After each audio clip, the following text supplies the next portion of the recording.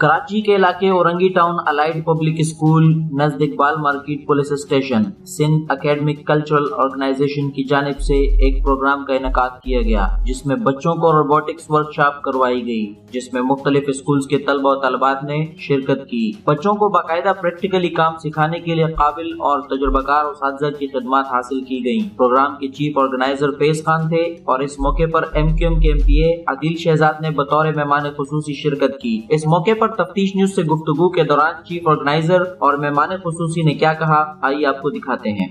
Culture کا یہ مطلب بہت ہی ایک اچھا اسٹیپ ہے، اور یہ میرا خیال سے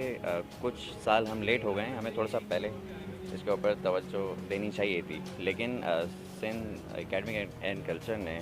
یہ بیسکلی 5 ویکس کی جو ورک شاپس آرگنائز کی ہیں، یہ بیسکلی اسکل ڈیولپمنٹ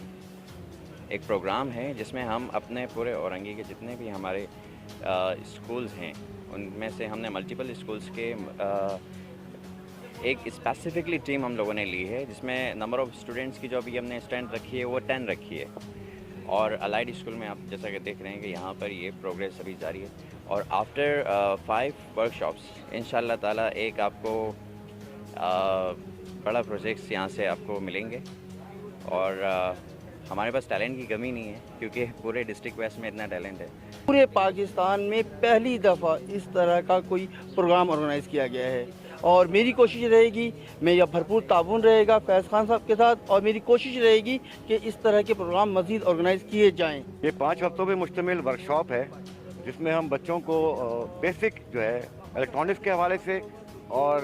روبوٹس کے حوالے سے اس میں ہم جو ہے بات کریں گے، بچوں کو سمجھائیں گے، اور بیسک مقصد ہمارا یہ ہے کہ بچوں کے اندر الیکٹرانکس کی جستجو پیدا ہو، ان کی خواہش پیدا ہو، کیونکہ دیکھیں آنے والا جو 5 سال کا دور ہے نا، وہ ٹوٹل روبوٹک دور آئے گا، تو اس دور سے ہمیں آگاہی کے لیے، اسے ہم آہنگی کے لیے ضروری ہے کہ ہم اپنے بچوں کو تیار کریں۔ اچھا، یہ ذمہ داری حکومت کی یا اسکولوں کی، تعلیمی اداروں کی ہے، لیکن ہم جب دیکھ رہے ہیں کہ جناب حکومت اور تعلیمی ادارے ان چیزوں میں انٹرسٹ نہیں لے رہے، تو پھر ہمیں تو کرنا ہوگا نا،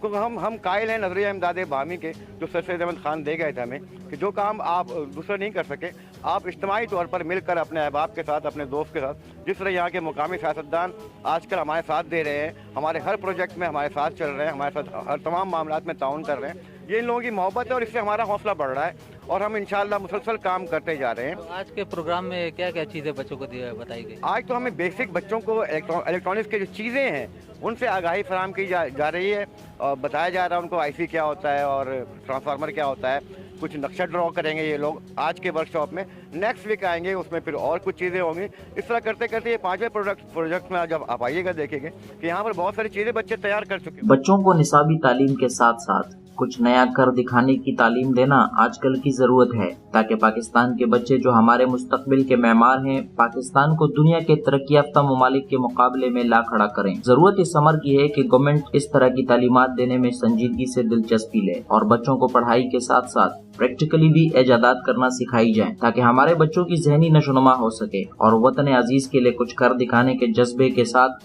ہمارے یہ بچے کل کو ملک و قوم کی خدمت کر سکیں۔ کیمرہ مین نعمان کے ساتھ ساتھی reporter Abid Afzal and correspondent Aurangzeb, Tafteesh news, Karachi.